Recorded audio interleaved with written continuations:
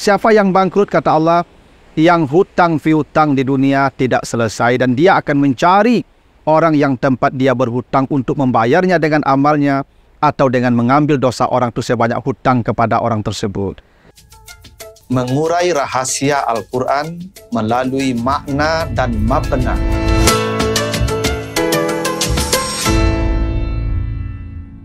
Assalamualaikum warahmatullahi wabarakatuh.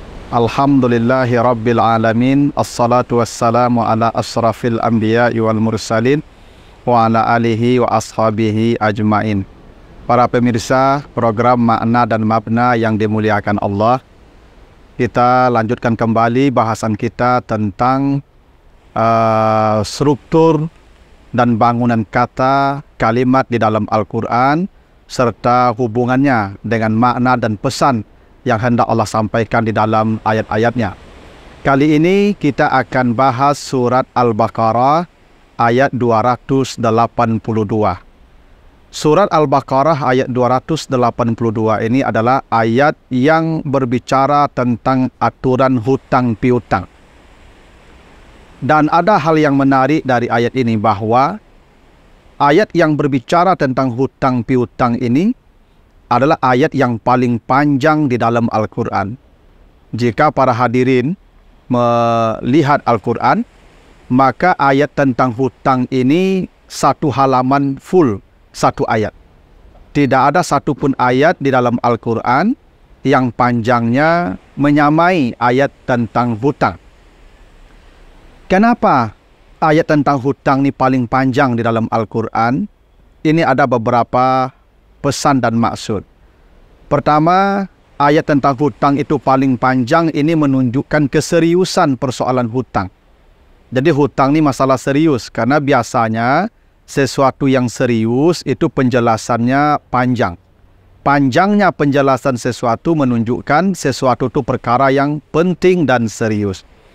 Yang kedua, kenapa ayat tentang hutang itu paling panjang? Ini memberi isyarat bahwa urusan manusia yang paling panjang di akhirat kelak adalah hutang piutang. Karena itu kata Nabi, kelak di akhirat ada manusia yang disebut muflis namanya. Atadruna manil muflis? Tahukah kamu orang yang bangkrut? Siapa yang bangkrut? Bukan orang yang tidak punya harta dan uang. Kata Nabi, mayyati yaumal qiyamati bisalatin wa zakatin wa hajin, dan seterusnya. Mereka hari kiamat membawa amal yang banyak, salatnya, puasanya, zakatnya, hajinya, umrahnya. Tapi apa masalahnya? Syatamahaza, lidahnya menyakiti perasaan orang. Darabahaza, tangannya memukul atau menzalimi orang. Wa akalamalahaza, harta orang dia ambil dan dia tidak kembalikan atau belum mendapat halal. Maka dia akan mencari semua orang itu di akhirat untuk menyerahkan amalnya atau mengambil dosa orang yang dibebankan kepadanya, dan dia pun dilemparkan ke neraka. Itulah manusia yang bangkrut. Siapa yang bangkrut, kata Allah, yang hutang piutang di dunia tidak selesai, dan dia akan mencari orang yang tempat dia berhutang untuk membayarnya dengan amalnya atau dengan mengambil dosa orang itu sebanyak hutang kepada orang tersebut. Itulah alasannya kenapa ayat hutang paling panjang. Karena urusan yang paling panjang di akhirat kelak adalah hutang piutang. Nah, mari kita lihat bagaimana redaksi ayat ini, dan kita ambil satu penggal saja dari ayat 282 surah Al-Baqarah itu. Apa kata Allah? Ya ayyuhallazina amanu iza tadayantum bidainin ila ajalim musamma faktubuh. Kita baca sampai di situ saja. Hai orang-orang yang beriman, apabila kamu berhutang dengan satu hutang, maka tentukan batas waktu pembayaran dan tulislah hutangmu itu. Ini ketentuan dalam berhutang. Pertama, kalau kita berhutang, tentukan batas waktu pembayaran, limitnya, dan tulislah hutang itu. Ada beberapa hal yang menarik secara redaksional kalau kita perhatikan ayat itu. Pertama, ketika Allah bicara tentang hutang, maka Allah memulai ayat ini dengan kata panggilan ya ayyuhallazina amanu. Hai orang yang beriman. Di dalam Al-Quran, panggilan itu ada ya ayyuhan nas, wahai manusia. Ada ya bani Adam, wahai anak cucu Adam. Dan ada ya ayyuhallazina amanu. Kenapa perkara hutang tidak dipanggil An-Nas? Kan yang berhutang manusia semua. Kenapa tidak ya Bani Adam? Kan anak cucu Adam juga berhutang sejak masa lalu. Kenapa soal hutang piutang yang dipanggil amanu, orang-orang yang beriman?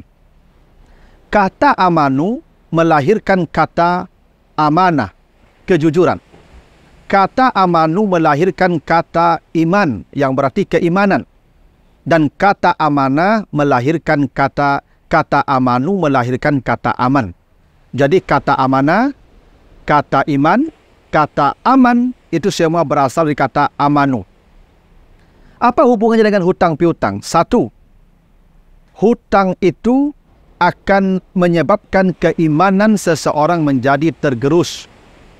Semakin dia sering berhutang, maka imannya semakin bermasalah. Kenapa? Karena hutang itu sebetulnya ada indikasi seseorang tidak yakin kalau hidupnya telah dicukupkan oleh Allah. Anda memang kena terdesak, kena darurat, tapi sebagian orang berhutang karena dia merasa Allah tidak mencukupkan. Hingga hutang itu menjadi hobinya, menjadi kebiasaannya, bukan kebutuhan yang sifatnya darurat. Maka orang yang berhutang sejatinya imannya sedang tergerus. Itu kenapa kata hutang dimulai dengan kata amanu. Ya. Yang kedua, hutang akan menyebabkan amanah seseorang menjadi berkurang. Orang yang berhutang itu biasanya dekat dengan kebohongan, ketidakjujuran. Semakin banyak orang berhutang, maka dia semakin kehilangan kejujurannya kelak. Maka biasanya seseorang yang banyak hutang itu akan banyak berbohong dan berdusta. Kenapa? Hutang akan menghilangkan sifat amanah dari seseorang. Dan yang ketiga, hutang akan menghilangkan rasa aman dalam hidup seseorang. Semakin sering berhutang, semakin banyak berhutang, maka rasa aman dalam hidupnya akan hilang. Itu kenapa hutang itu adalah ketakutan di siang hari, kesedihan di malam hari. Itu kenapa soal hutang dipanggil kata amanu, bukan An-Nas, bukan Bani Adam. Yang kedua, kalau berhutang, maka kata Allah, iza tadayantum, apabila kamu berhutang. Kata berhutang diungkapkan dalam bentuk kata kerja mazid 2 huruf. Dari kata dayana menjadi tadayana. Mazid. Salah satu makna mazid 2 huruf itu maknanya taklif. Takalluf. Artinya dalam kondisi yang berat, dalam kondisi yang sulit. Jadi hutang itu baru boleh terjadi kalau kondisinya memang sangat memaksa. Takalluf. Taklif, berat. Karena itulah berhutang diungkapkan dalam kata kerja mazid 2 huruf. Tadayana. Bukan dayana. Karena aslinya kata itu dayana. Dain. Tapi berhutang ditambah lagi 2 huruf menjadi tadayana untuk menunjukkan hutang itu sebuah keterpaksaan. Bukan hobi. Bukan kesenangan. Bukan kebiasaan. Hutang itu adalah keterpaksaan. Tidak dicela berhutang. Bukan dilarang berhutang. Tapi hutang itu adalah sebuah keterpaksaan dan itulah kenapa hurufnya ditambah 2 dari dayana menjadi tadayana. Lalu kata Allah, kalau kamu terpaksa berhutang, maka hutang itu diturunkan lagi hurufnya. Dari tadayana menjadi dain. Iza tadayantum bidainin. Allah tidak mengatakan iza tadayantum tadayunan. Sebenarnya bisa. Karena maf'ul mutlak itu objek itu langsung dari kata kerjanya. Iza tadayantum tadayunan. Apabila kamu berhutang dengan satu hutang. Tapi tidak begitu. Allah turunkan hurufnya dari 5 menjadi 3. Dari kata tadayantum menjadi dain. Kenapa begitu? Allah ingin kasih pesan, kalau engkau terpaksa berhutang, maka ambillah hutang yang nominalnya paling kecil. Jangan nominalnya paling besar. Kalau ada tawaran 10 juta, 5 juta, 3 juta, ambil yang 3 juta. Kenapa? Dain. Dikurangi hurufnya dari kata tadayana menjadi dain, bukan tadayuna tadayunan. Bukan tadayantum tadayunan, tapi tadayantum bidainin. Apa maknanya itu? Kurangilah berhutang. Kalau terpaksa berhutang, ambil nominal yang paling kecil supaya apa? Cepat pelunasannya. Kenapa paling kecil nominalnya? Karena kalau kita mati dalam status berhutang, kata Nabi, tidak akan masuk sorga orang yang mati berhutang walaupun mati syahid. Tidak akan masuk sorga orang yang mati berhutang walaupun mati syahid. Kenapa? Hutang itu menjadi penghalang dia menghadap Allah. Itu kenapa ambillah nominal yang terkecil supaya pelunasannya bisa lebih cepat dan lebih mudah. Itu rahasianya kenapa kata hutang diawali dengan kata bi, huruf bi. Bidainin. Allah tidak mengatakan iza tadayantum tadayunan atau iza tadayantum dainan, tapi bidainin. Kenapa pakai bi? Bi itu maknanya ilsak, menempel, menyatu. Hutang itu sifatnya menempel pada yang memberi hutang. Itu sifat hutang.